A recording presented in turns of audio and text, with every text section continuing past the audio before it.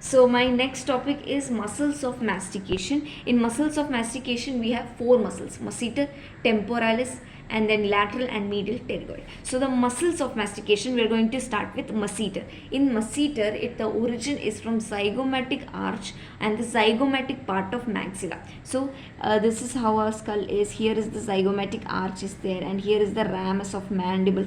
Okay, this is how ramus of mandible is here. So this is here. Here this is the zygomatic arch of the zygomatic process of maxilla. From here the muscles arises, and then they join the roughened part of the ramus of mandible. Okay, roughened part on the ramus of the mandible and some towards the coronoid process. That is masseter, and the actions are elevation of the mandible. Okay, what is action? Elevation of the mandible.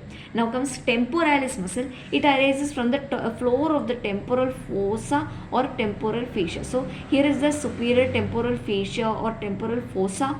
From here this temporal fossa and temporal fascia, it originates and goes to the coronoid process, anterior and medial surface of anterior tip and medial surface of coronoid process, anterior border, medial surface and tip of coronoid process. Okay, and the action is again elevation and retraction of the mandible. Okay, actually it has various fibers: posterior fibers, anterior fibers, middle fibers. So the posterior fibers causes retraction, and there is both of them causes elevation, and retraction is posterior fibers cause of temporalis cause retraction. Now comes lateral pterygoid and medial pterygoid. In lateral pterygoid, the origin is of two parts.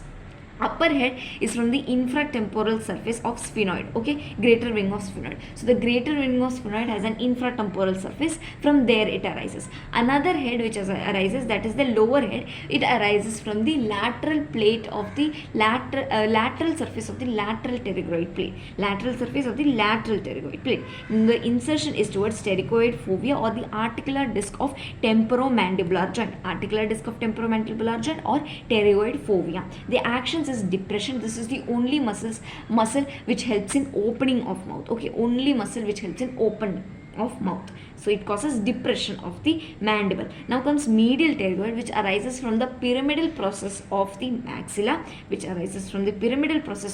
that is the superficial head, and the deep head arises from the medial surface of lateral pterygoid plate. So the medial surface of lateral pterygoid plate.